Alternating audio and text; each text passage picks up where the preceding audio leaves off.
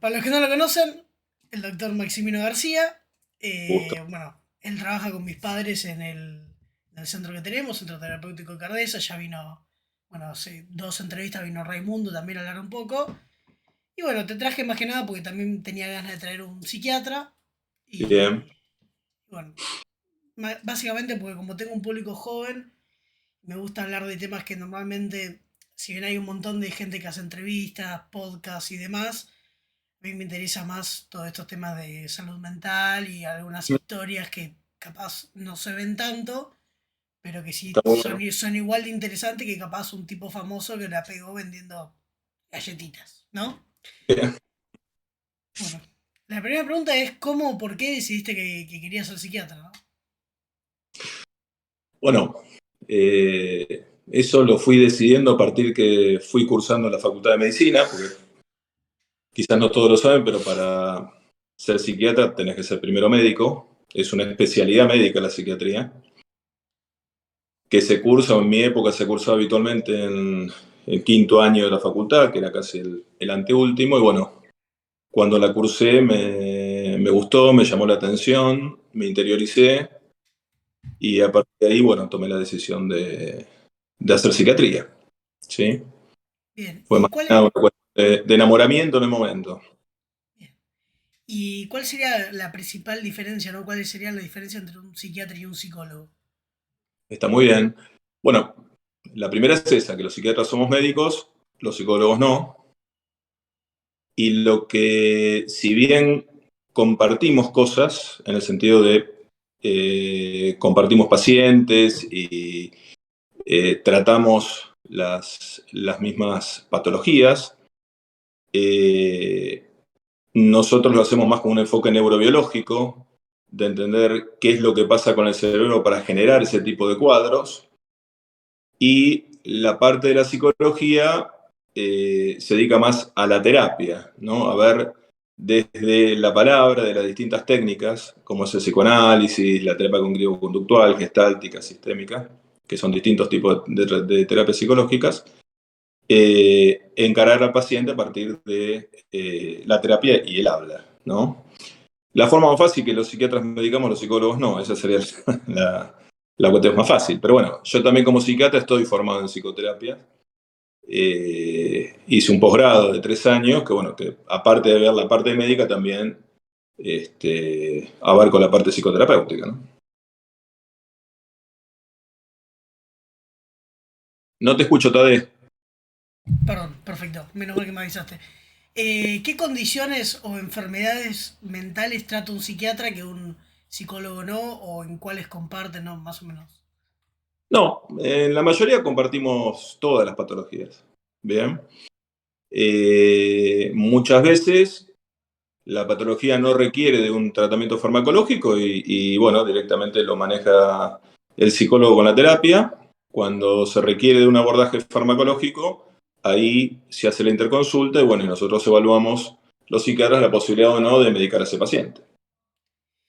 ¿Y es completamente necesario ir primero a un psicólogo para luego ir a un psiquiatra o hay gente que directamente va al psiquiatra? No, no es necesario, a veces he tenido pacientes que me han venido a ver primero a mí.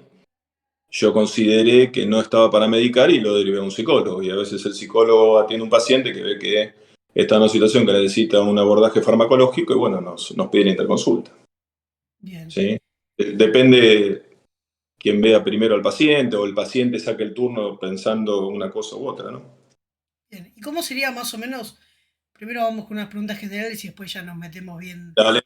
Sí, sí. al barro, ¿no? Alba. ¿Cómo sería más o menos una primera cita o una primera consulta con un psiquiatra? Bueno, una primera consulta es básicamente contarme qué es lo que le pasa al paciente, ¿no? ¿Por qué decide hacer la consulta? Y uno indaga qué síntomas tiene, qué le está pasando, cuál es su problemática. Y a partir de ahí uno va evaluando y armando lo que llama un esquema de tratamiento, ¿no? Que como te dije hace un rato puede ser un abordaje farmacológico o directamente un abordaje psicológico.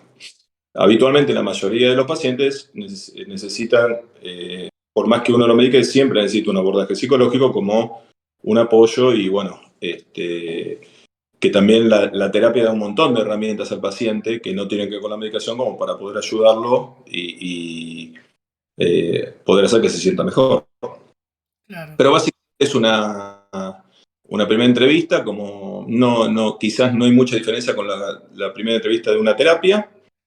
Es básicamente pedirle datos, indagar sobre los síntomas, y en la primera entrevista se determina cuál es el mejor tratamiento como para implementarlo. ¿Y cómo se termina o cómo, digamos, que esta pregunta me la hizo un amigo y me pareció muy interesante? ¿Cómo determinás o cómo es el origen de alguna de estas enfermedades o trastornos mentales? O sea, digamos, ¿uno nace con ese trastorno, con esa enfermedad o se va desarrollando a lo largo de la vida? Depende de qué enfermedad. Hay patologías que sí, ya la persona nace con lo que nosotros llamamos la predisposición genética. Bien, por ejemplo, una persona que tiene una patología grave en psiquiatría, que es la esquizofrenia, tiene una predisposición genética a desarrollar esa enfermedad. Lo mismo que la depresión y el trastorno bipolar. Bien. Lo que pasa es que en algún momento de la vida esa parte genética se activa y desarrolla la enfermedad. Bien. Hay otros cuadros que no, que tienen que ver con situaciones que le pasan a la persona en el momento de la vida, que le genera una situación de estrés muy grave y eso le desencadena la enfermedad. En ese caso no hay una predisposición genética, pero muchas patologías sí la tienen. Ya el paciente diríamos que sí nace con esa enfermedad. ¿En qué momento la desarrolle? Dependerá de un montón de factores, ambientales, familiares, sociales, etc. ¿Mm? Bien. Y bueno, justo nombraste la depresión, tenía una pregunta preparada de cuáles serían más o menos las causas de la depresión y bueno, si existe una predisposición genética, y justo recién me dijiste que Claro. sí. Bueno, vos sabés que antiguamente la psiquiatría dividía la depresión en dos grupos, ¿no? La depresión exógena, o sea que cuando había un factor que se enganaba, y la Ah, depresión de causa endógena, cuando no había ninguna causa. perdón, Doc, se cortó todo justo y no te escuché nada. ¿Podrías volver? Te decía que antiguamente la psiquiatría separaba la depresión en dos grupos, ¿no? La depresión endógena, cuando no había una causa que se encadenara la depresión, y la exógena, cuando sí había una causa. Hoy ya no hacemos más esa disquisición porque, como decía un profesor mío, no se deprime el que quiere, sino el que puede. O sea, tiene que haber una predisposición genética, neurobiológica. Por eso nosotros indagamos mucho en los pacientes aspectos familiares, ¿no? Si hay algún padre, abuelo, tío, alguien que haya tenido esa patología, porque habitualmente encontramos este tipo de cuadros. Obviamente que siempre hay uno que es el primero, pero digamos que en el caso de la depresión sí tiene un componente neurobiológico importante. Bien, ¿y cuáles serían las diferencias, no, entre ansiedad o estar triste con la depresión, ¿no? Para que una persona capaz que está escuchando esto y piensa, Es yo una, no es estoy una, depresivo. es una muy buena pregunta. Primero entender que la tristeza es una emoción normal. ¿Mm? Si a mí me pasa algo, qué sé yo, por ejemplo, se muere un ser querido, voy a estar triste. Y quizás esté triste durante un tiempo. Eso no es depresión. Es tristeza que tiene que ver como consecuencia de algo que ocurrió. La depresión es una enfermedad ya más compleja, donde, como te dije hace un rato, puede tener una causa o no, pero digamos que suele perdurar en el tiempo y no se va. O sea, no es que con el tiempo se pasa. Habitualmente, si no se hace un tratamiento adecuado, con el tiempo tiende a empeorar o se instala, ¿sí? Y tiende a empeorar. Entonces ahí es donde requiere, igual ante la duda, porque obviamente que una persona que no está en el tema no tiene las herramientas para determinar esto. Entonces, ante cualquier duda, lo mejor es hacer una consulta con un especialista que sí va a tener las herramientas como para determinar si se trata de una situación de tristeza o si se trata de una cuestión de depresión. Y en el tema de la ansiedad es otra cosa. Si bien es muy importante la pregunta que haces porque tanto la ansiedad como la depresión comparten las mismas causas a nivel neurobiológico, ¿no? Y en el caso de la ansiedad, la persona no cursa tanto con tristeza, sino sentirse nervioso, tenso. Muchas veces hay una combinación entre esas patologías, ¿no? Hay algo que se llama comorbilidad, que es la unión de dos patologías, ¿no? O más, que en la depresión y en la ansiedad se da mucho que aparezcan ambos síntomas, ¿no? A veces la mirada de alguien que tiene experiencia en el tema y sabe, te puede hacer la diferencia entre una y otra, ¿no? Pero básicamente digamos que la depresión, el paciente está triste, está con pocas ganas, pierde mucho la voluntad, no puede disfrutar de las cosas. El ansioso se siente inquieto, nervioso, tenso. Esas serían las principales diferencias. Bien, y acá tengo una pregunta que, digamos, entender a lo que voy, no digo que haya malos o buenos, pero ¿en qué se diferencia un psiquiatra bueno de uno malo? Digamos, hablando en criollo, ¿no? Y bueno, a ver, primero la formación, la capacidad de conocimientos. En mi caso, como te dije, primero me recibí de médico y después hice algo que se llama residencia. La residencia es la especialización en una de las tantas especialidades médicas, ¿no? Dura 4 años, en lo cual vos estudias y te formás en las patologías que tienen que ver con la psiquiatría en ese caso. Hay mucha gente, lamentablemente, que dice ser psiquiatra y no tiene ese nivel de formación, ¿bien? Entonces, no termina haciendo las cosas bien, medicando bien.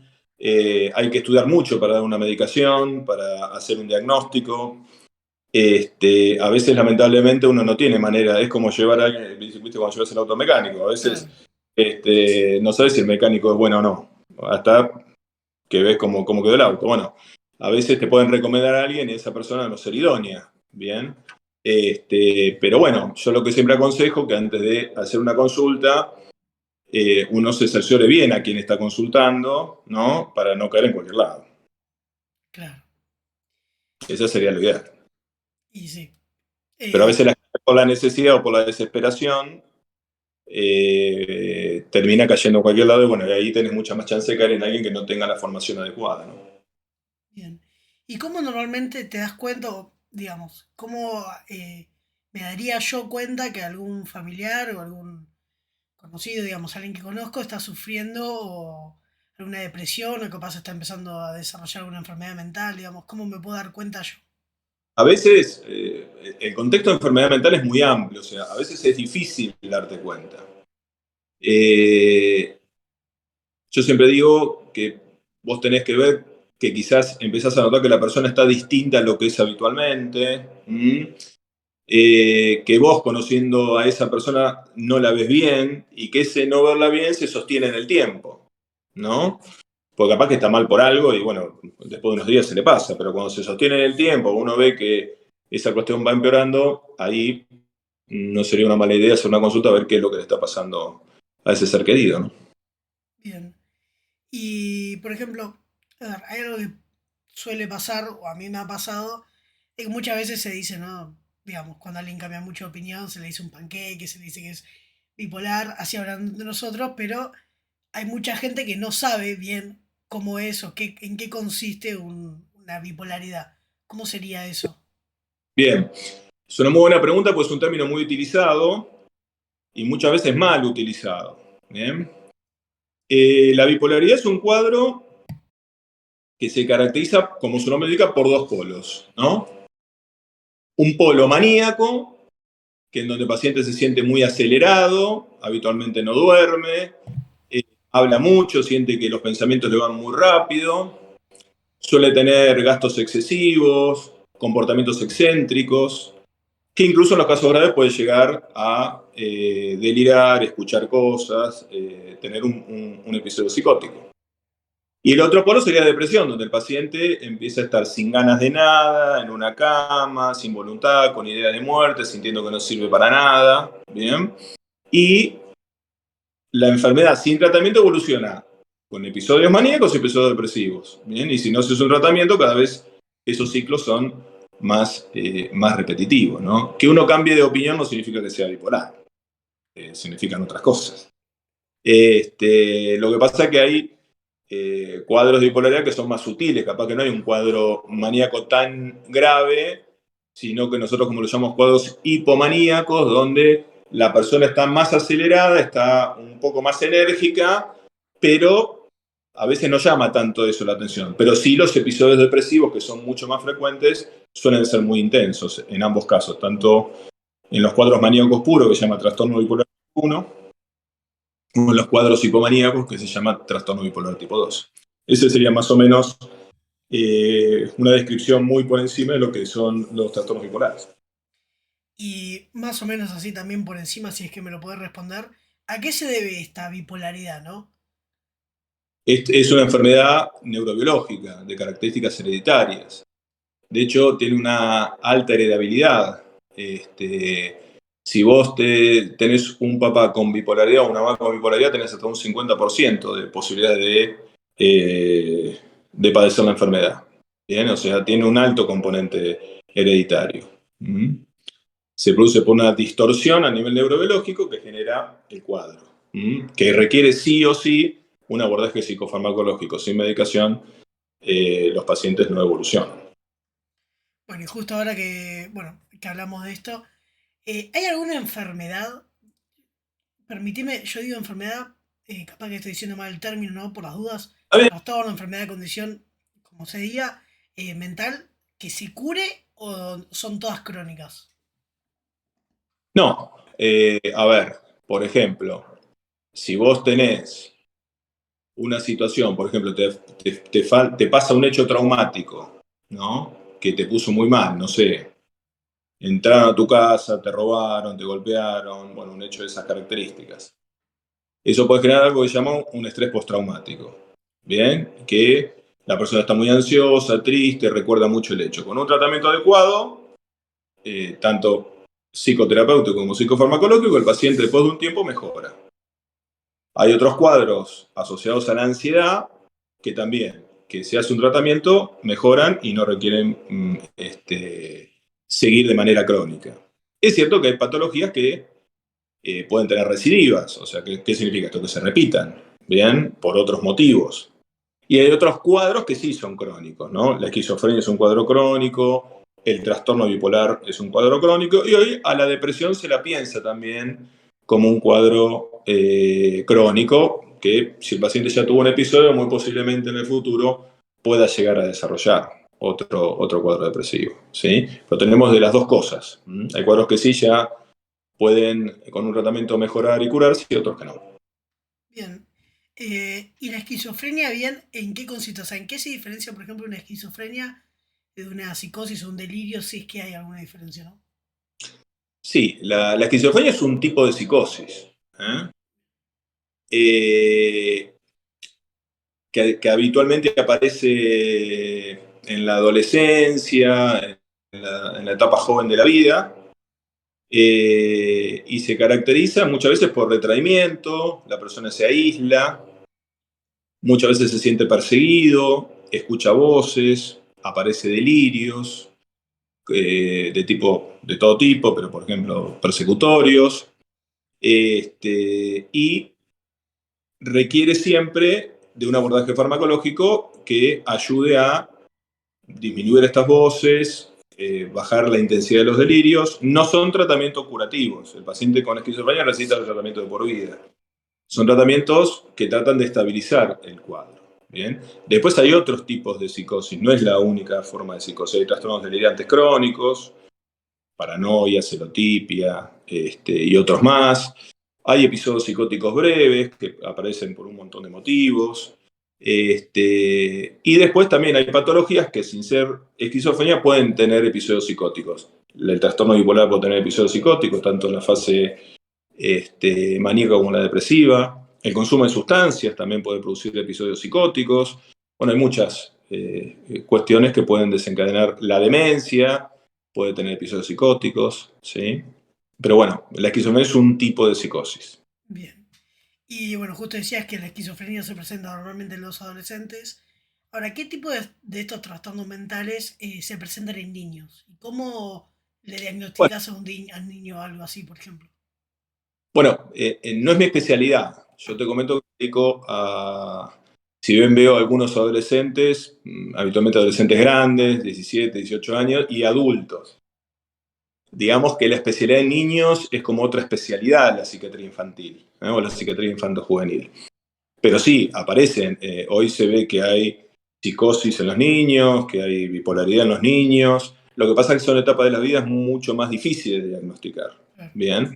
Pero también se pueden presentar en etapas muy tempranas. Habitualmente cuando se presentan en etapas tan tempranas son cuadros mucho más graves, ¿no? Que es lo que se presentan de manera más tardía. Bien. ¿Y estos fármacos psiquiátricos que estábamos hablando hace un rato, pueden cambiar la forma de ser una persona? No, no. Ningún medicamento te cambia tu forma de ser. Como yo le digo a los pacientes, lo que puede ayudarte el medicamento es a sentirte mejor en los síntomas que te traen a la consulta. Pero no te condicionan, no es que vas a ser otra persona, no. Simplemente lo que te va a ayudar es a sentirte mejor, ¿bien? A mejorar los síntomas, a estar más relajado en el caso que sea necesario, pero no modifica ni la personalidad ni la forma de ser. Simplemente mejora síntomas, o lo que apuntan es a mejorar los síntomas. Bien. Justamente que estamos hablando de estos fármacos, tengo acá anotado 4 fármacos. Sí, Claramente, puedes decirlos muy por encima o entrar bien en el tema, eso como vos prefieras, a mí me gustan las dos ¿vale? maneras. Eh, ¿Para qué se diagnostican estos, o sea, y para qué se usan? Tengo que anotado el litio, el Prozac, la olanzapina y el haloperidol. Si quieres ir Bien. uno por uno. El litio es un fármaco que se utiliza para el trastorno bipolar. Es un fármaco muy antiguo que se empezó a usar en la década del 40, imagínate la cantidad de años, pero empezó a verse que tenía una buena función en la bipolaridad mediados de la década del 50. Lo más paradójico de esto es que sigue siendo el estabilizador más eficaz a pesar de todos los estabilizadores del estado de ánimo que han salido nuevos, ¿no? Es un medicamento que requiere bastante controles. Primero hay que hacer unos análisis antes de utilizarlo. Y después requiere controles al principio cada un mes, después cada 3 meses, después cada 6 si la litemia es correcta, porque bueno, tiene lo que se llama un margen bajo. Si vos te pasás de determinada cantidad de litio en sangre, puede ser tóxico para el paciente. Entonces hay que hacer rutinariamente una serie de controles. El Prozac en realidad es un nombre comercial. El nombre de la droga de Prozac es la fluoxetina, que es un antidepresivo, ¿bien? Que se utiliza, como su nombre indica, como antidepresivo, pero también hoy, no sé si te acuerdas que yo te dije que la depresión y el trastorno de ansiedad Sí. comparten causas parecidas y están como muy juntos muchas veces. También se usa para los trastornos de ansiedad. La olanzapina es un antipsicótico, ¿sí? Si bien ya es un antipsicótico que ya hace unos años, que está más de 20, se diría que son de los antipsicóticos más nuevos, ¿no? O llamados antipsicóticos atípicos, que son, en teoría, que producen menos efectos secundarios, que no están así. No están así.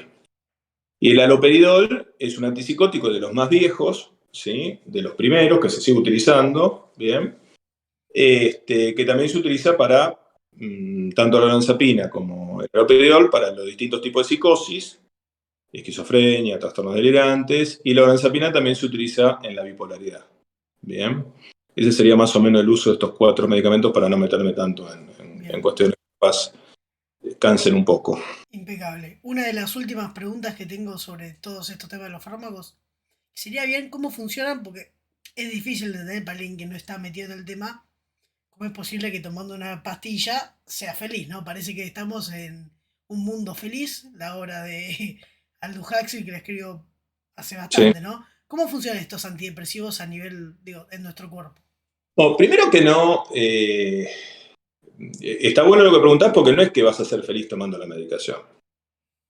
En realidad, Si te tenés que poner triste por algo, te vas a poner triste por algo. Si te tenés que angustiar por algo, te vas a angustiar. No es un estimulante un antidepresivo, no es que vas a estar contento por la vida bailando y saltando, no es droga, es medicación que actúa sobre la falta. Bien.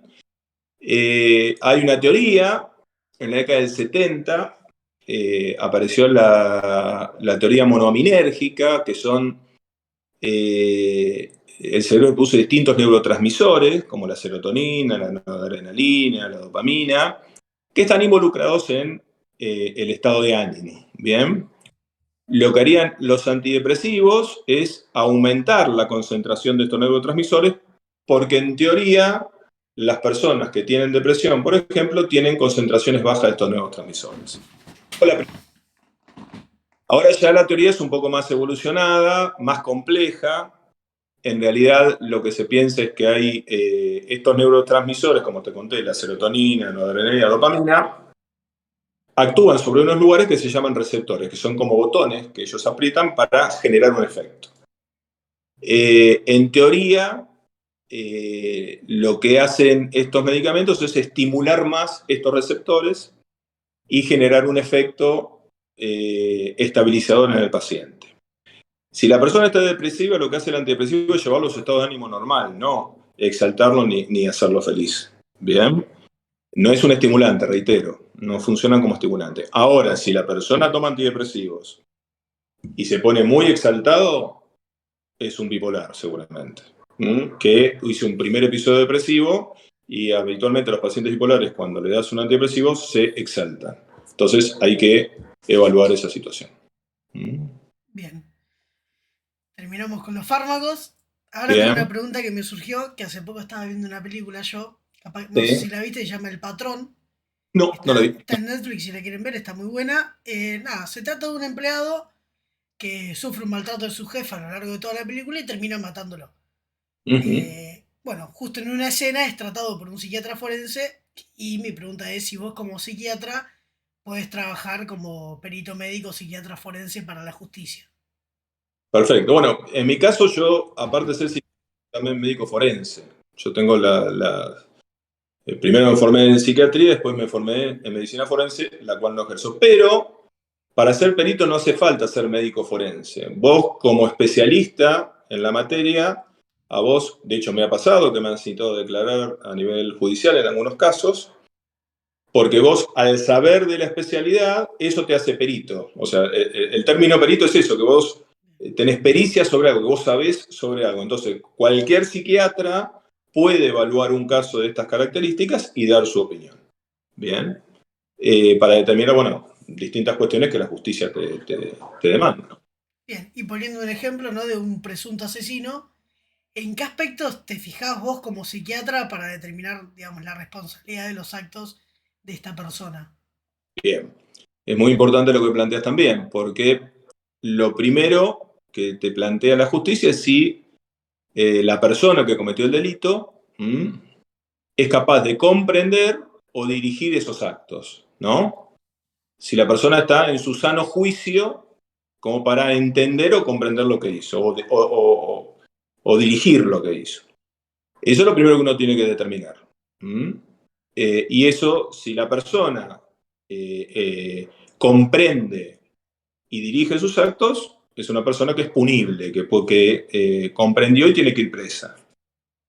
Si la persona no comprende sus actos o no puede dirigir sus acciones y uno determina que hay una enfermedad mental en la persona que lo llevó a cometer ese delito, en ese caso se lo declara inimputable, o sea que no puede ir preso, pero sí tiene que estar en una institución judicial, pero con abordaje psiquiátrico, para hacer el tratamiento de la patología y bueno, y ahí determinar un poco la evolución del paciente, ¿no? Bien. Y acá mi pregunta es un poco, digamos, capaz que puede llegar a ser sin sentido, pero ¿cómo te asegurás de que ese paciente cuando vos le estás hablando no te está mintiendo, no te está engañando de alguna forma? Bueno, a veces no es tan fácil darte cuenta de esas cosas, ¿no? Y muchas veces podemos ser engañados, ¿por qué no? Bien, yo creo que lo que te lleva mucho es la experiencia, el saber hacer preguntas, el repreguntar, en ir por un lado, por el otro. O sea, hay muchas estrategias de interrogatorio, porque en ese caso no es lo mismo entrevistar a una persona que cometió un delito como médico forense que hacer una entrevista con un paciente en el consultorio, porque Claro. el paciente en el consultorio no me viene a mentir en teoría, viene porque se siente mal, viene a consultarme por un malestar. Yo ya parto de la premisa de que quizás la persona que yo voy a entrevistar como perito va a querer un poco como mentir o manejar la situación. Pero bueno, uno tiene herramientas, es parte de la formación del psiquiatra y de la idoneidad y el tiempo de práctica que te ayuda a ver cuándo el paciente nos está mintiendo y cuándo no. Pero a veces hay personas que son muy inteligentes, muy capaces, que bueno, que pueden manipular y a veces sí, uno no es tan fácil hacer el diagnóstico. Bien. Una pregunta que me surgió rápida. Si a vos te llaman, ¿no? Para ir a la justicia, ¿vos podés negarte? Depende. A mí me pueden llamar como perito de parte. ¿Qué significa esto? Que alguien contrata mis servicios como para que yo determine qué es lo que le pasa, ¿no? Ahí no me llama la justicia, me está llamando Claro. una persona X que me paga un honorario por hacer una entrevista.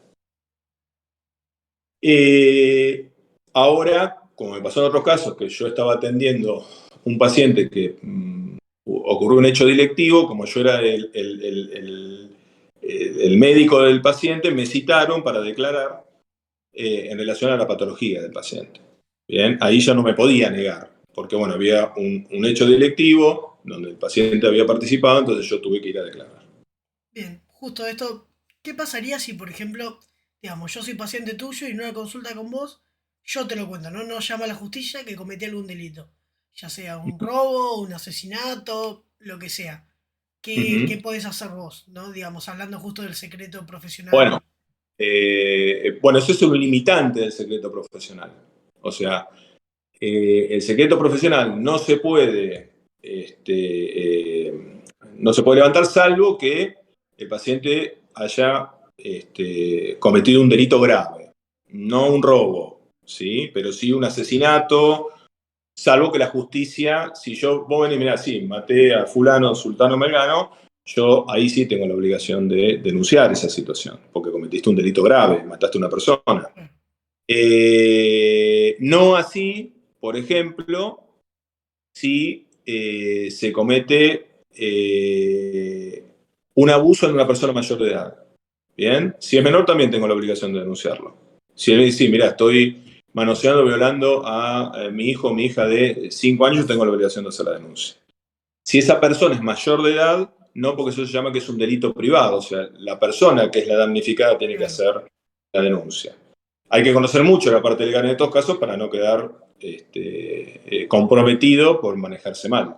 Pero en el hipotético caso, que es un delito grave como un asesinato, sí yo tengo que hacer la denuncia. ¿Te Uh-huh. ha pasado algún caso de estos que venga algún paciente y quizás no de un asesinato, pero te haya confesado algún delito? Sí, no a nivel de un asesinato, pero sí, sí. Bien. Delito de abuso fundamentalmente. ¿Delitos cómo? Perdón. De abuso.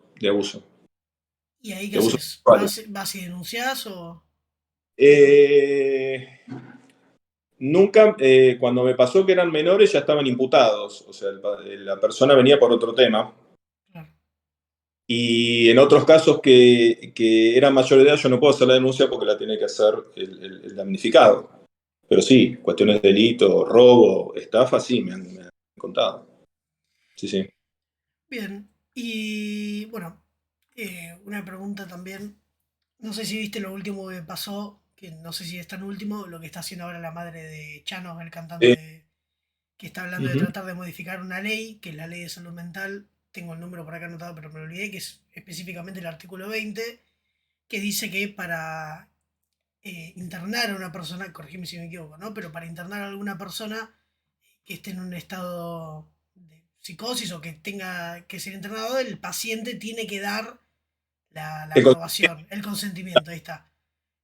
¿Podés explicarnos un poco más de esto? Y Bueno, sí, primero explicar que yo estoy absolutamente en contra de esa ley, ¿no? ¿Por qué estoy en contra de esa ley? Porque claramente una persona que está en un estado de crisis no puede determinar Claro. digamos, si se quiere hacer un tratamiento o no. Sí, una Porque persona que está consumida por la droga normalmente no bueno, quiere dejarla.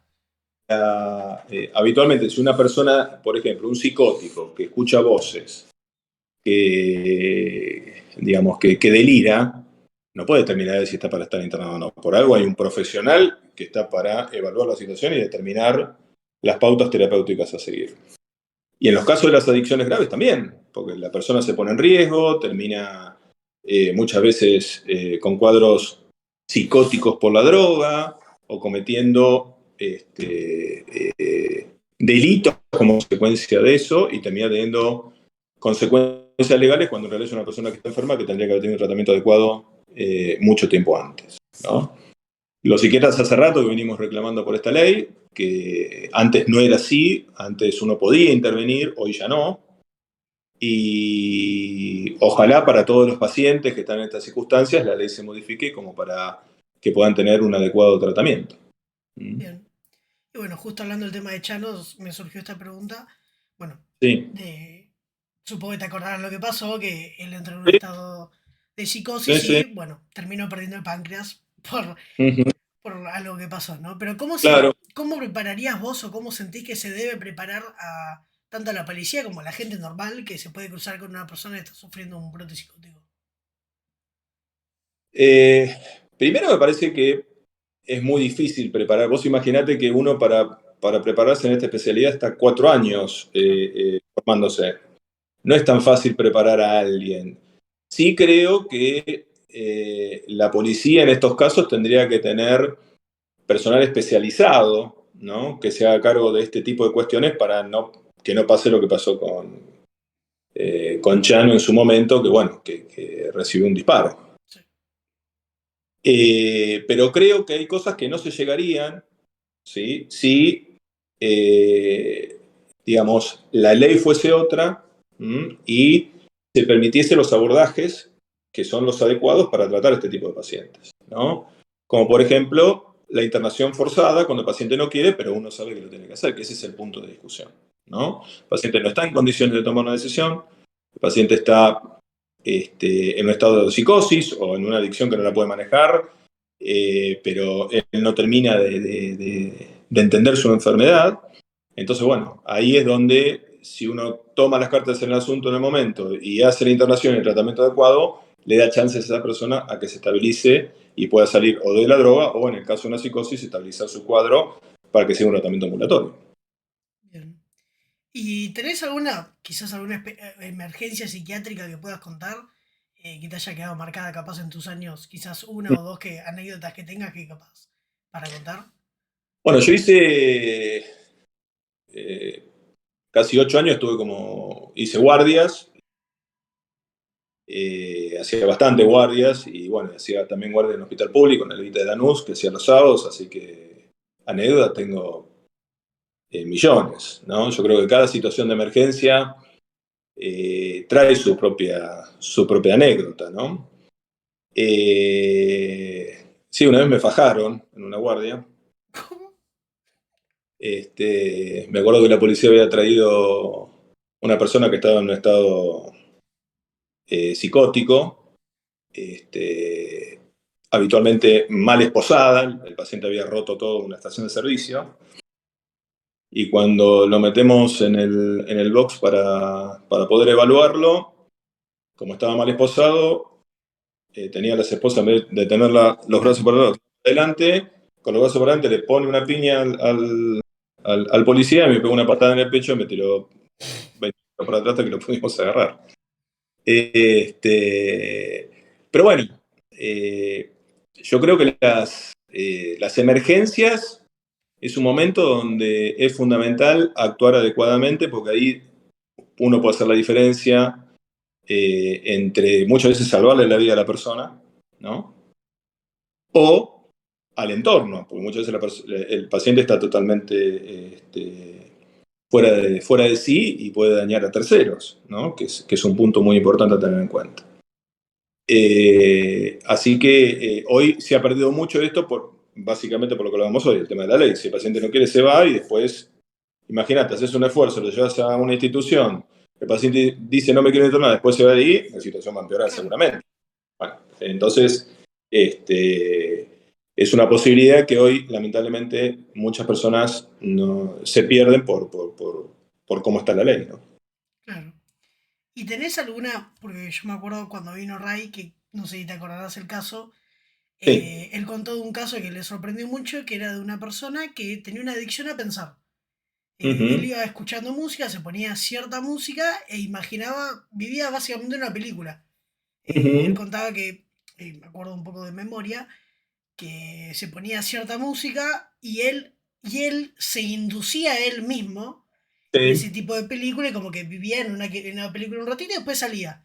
¿Tenés ujú. alguna así capaz media rara, digamos, de este tipo de anécdotas?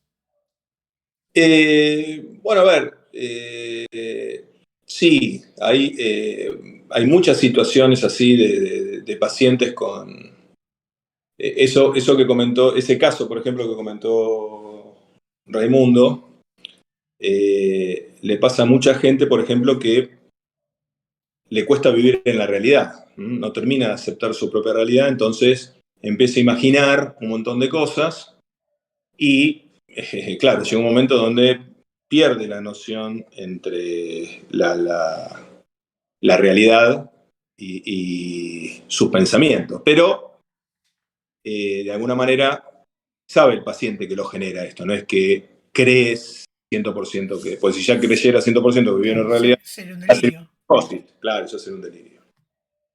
Sí me pasó una vez que trajeron un paciente a la guardia que lo estuve evaluando casi por 1 hora y el paciente estaba impecable, respondía muy bien, lo interrogué, no hubo ningún tipo de situación, ya estaba por terminar el interrogatorio y decirle que al paciente no le pasaba nada, hasta que en un momento le hice una pregunta y le toqué lo que se llama el núcleo delirante y el paciente empezó a ir recién a comentar su delirio, ¿no?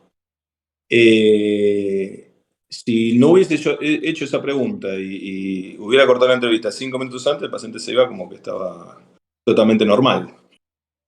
A veces hay que tener mucho cuidado con esas cuestiones. Esa vez me enseñó mucho. Yo hacía poco tiempo que estaba ejerciendo la profesión y me enseñó que, bueno, que por más que parezca que está todo armado y que está todo bien, siempre uno tiene que ir preguntando todas las cuestiones como para que no se escape nada al último momento, como casi me pasa con con Claro. este paciente que por suerte lo pude preguntar al último momento y salió todo el cuadro delirante, ¿no?, que tenía. Y en el caso de que, por ejemplo, en el hipotético caso de que no hayas hecho esa pregunta y la persona esa se va, ¿qué pasaría con vos, no? Digo, bueno, Mirá, primero habría que ver qué es lo que pasa. Si yo digo que el paciente está bien, ¿no? Y el paciente sale y hace algo, y hubiera estado complicado. Hubiera estado complicado. Muchas veces pasa que, bueno, que nosotros partimos de la base que la conducta humana es impredecible, que hoy puede estar todo bien y en 20 minutos no. Pueden pasar cosas en la vida de una persona o incluso en un cuadro psiquiátrico que haga que de golpe la situación se complique. Bien. Por eso cuando uno hace un informe, ¿sí? Por ejemplo, te evalúo a vos y digo, bueno, que Tadeo está bárbaro, pero pongo al momento del examen, o sea, en el momento que te vi, en tal día, en tal hora. Ahora, si mañana Tadeo eh, tiene otro cuadro o aparece con determinados síntomas, bueno, en el momento que yo lo vi no tenía esos síntomas, ¿se entiende? Y muchas veces pasa eso, que el paciente unos días está bien y de golpe en otros momentos empieza a tener síntomas, ¿bien? Por eso, en relación a la pregunta, depende el momento y cómo se maneje la situación y qué haga el paciente. bien. Y bueno, cambiando un poquito drásticamente de tema, ya estamos casi de cerrar con las preguntas, ¿no? Bien, esto es más que nada, ya Ray se ganó bastante el odio de algunos marihuaneros, ahora te Ah, toca a vos. Nada, hay mucha gente de mi edad, más grande, hasta más chica, que están consumiendo marihuana, alcohol y todo eso. Me interesaría saber, ¿cuáles serían las consecuencias del consumo de marihuana y de alcohol, específicamente en todo lo que es la psiquis, ¿no? Y todo lo que es la psiquiatría? Creo que me van a odiar, como lo odiaron a Ray. A ver, hoy la marihuana está como en un contexto social y un porcentaje altísimo de personas la consumen. ¿Bien? Lo que digo no lo digo yo, lo que digo está escrito en los libros, está estudiado, está investigado. El principio activo de la marihuana, que tiene dos principios activos porque se utiliza, que es el THC, el otro es el cannabidiol, pero que se utiliza como en el aceite de cannabis para, hoy en epilepsias refractarias en chicos, que funciona muy bien. Es para lo único que hoy está comprobado que es eficaz. Después te pueden decir un montón de cosas, pero estudios científicos que la valen no hay, en realidad.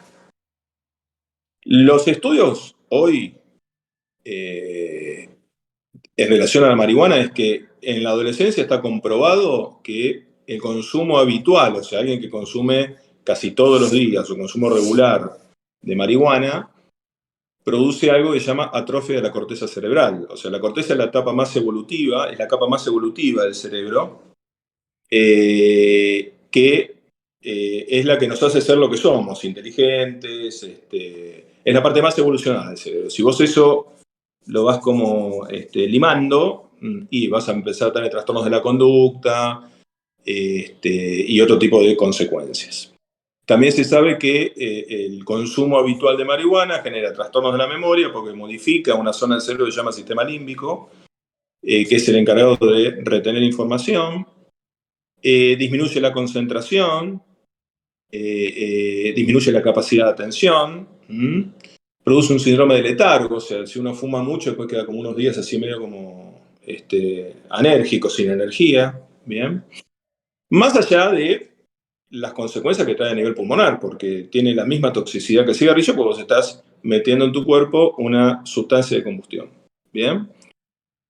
En el caso del alcohol pasa exactamente lo mismo. El alcohol es un tóxico, ¿sí? Partamos de la base que es un tóxico.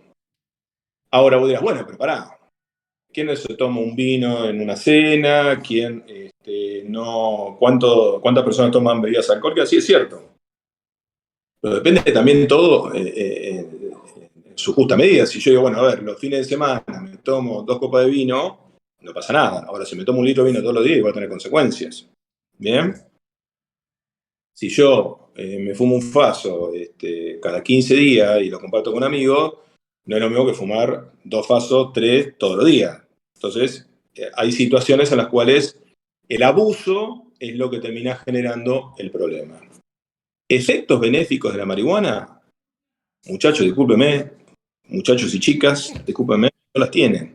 Y muchachos, por las dudas, no nos cancelen. Muchachos, todos, no las tiene. Ahora me van a decir, pará, pero relaja, sí, es cierto, produce relajación. Es cierto, te baja, es cierto, te ayuda. Al relajarte, te ayuda a dormir, pero también lo que no se sabe es que después, eso que vos bajás artificialmente, después tiene un efecto rebote y hace que cada vez necesite más. Y tiene potencial adictivo como el alcohol. Todas las drogas tienen potencial adictivo. Bien, todas las drogas tienen potencial adictivo. Ahora, después lo que hace cada uno con su vida ya es decisión propia. Pero es importante no mentirse a uno mismo.